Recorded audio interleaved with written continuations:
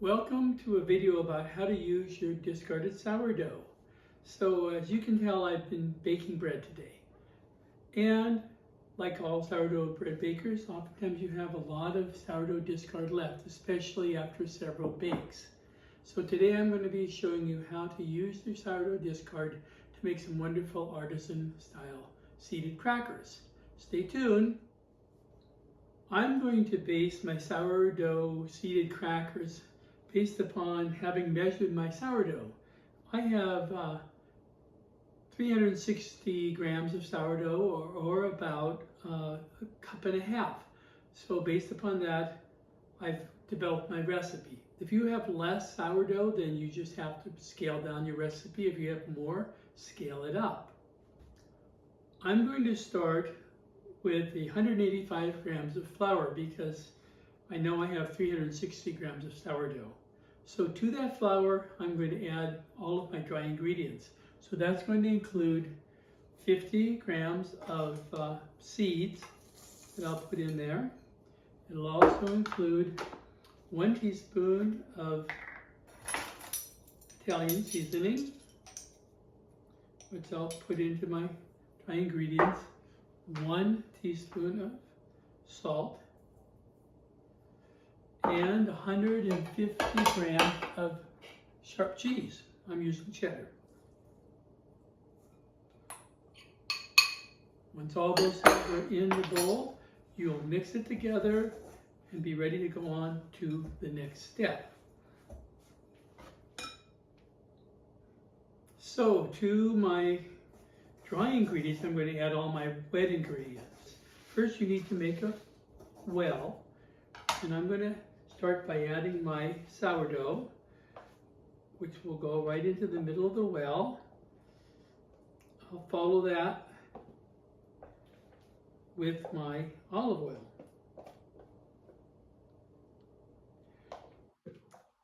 Now this is the point at which you might have to adjust the moisture.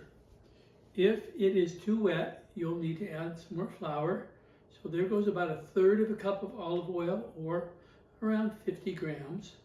So I'm going to mix this together first, and then we'll see if we need to add and adjust for the flour or the water to make sure it's the right consistency. So I'll be back after I've mixed this together.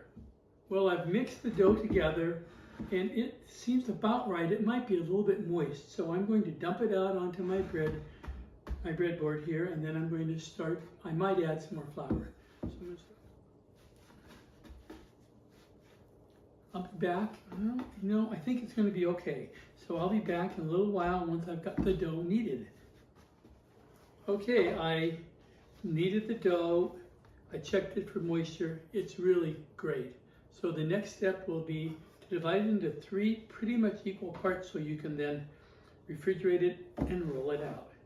Okay, I weighed my dough and I evened out the weight, so they're pretty close. Now the next step is you want to get it in sort of a rectangular form so that it'll be easy to roll out. And then, for me, it's best if you refrigerate it for a little while in the refrigerator for at least a half an hour, and then it'll be ready to go. So you wrap it in some plastic, put it in the refrigerator, let it firm up, and then we'll come back when it's firmed up in the refrigerator, and I'll show you how to roll it out. It's been a half an hour, and the dough is nice and chilled, so we're going to begin to roll it out. So we'll take it out of its plastic, we'll put it onto a sill pat. I'm going to put a little bit of flour down because you don't want it to stick anything, and then I'll roll this out and get it ready. So you'll roll it, and as you roll it, 2 ways. Every so often you should probably turn it and maybe flour it a tiny bit more just so that it doesn't stick, and roll it out so that it's about the size of your cookie sheet. I'll be back when that's rolled out. Well, I've rolled out the dough pretty far. I'll just finish it up a little bit.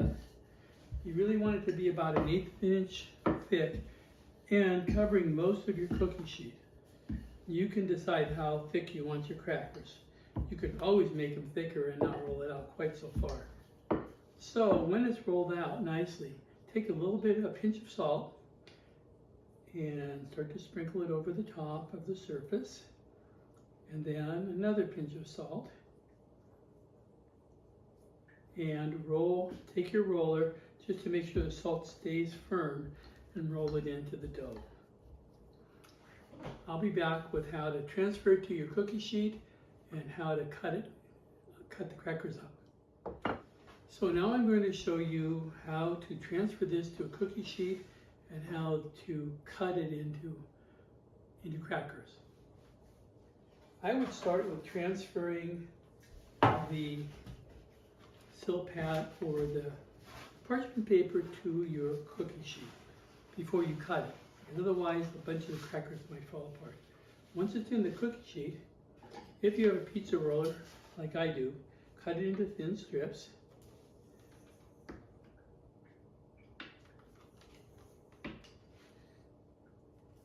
However big you want them.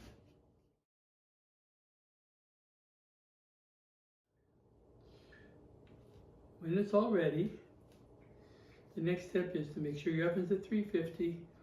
Put your crackers in and start cooking. So I'll be back to tell you about that next. Okay, I've now rolled out 2 cookie sheets full of crackers. And one thing I will note is that one of them is a little bit thinner than the other. So when we're cooking them, you'll have to really start paying attention. So I'm going to bake them at 350 degrees for at least 10 minutes, and then I'm going to switch the 2 cookie sheets and cook it for another 8 or 9 minutes, at which point I'll start looking at them and watching for them to be browning up.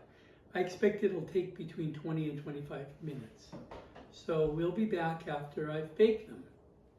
So it's been about 24 minutes now, and the crackers are pretty well cooked. You can watch them and decide how crispy you want them. These look pretty good to me, so I'm going to take them out and let them cool on cooling rack.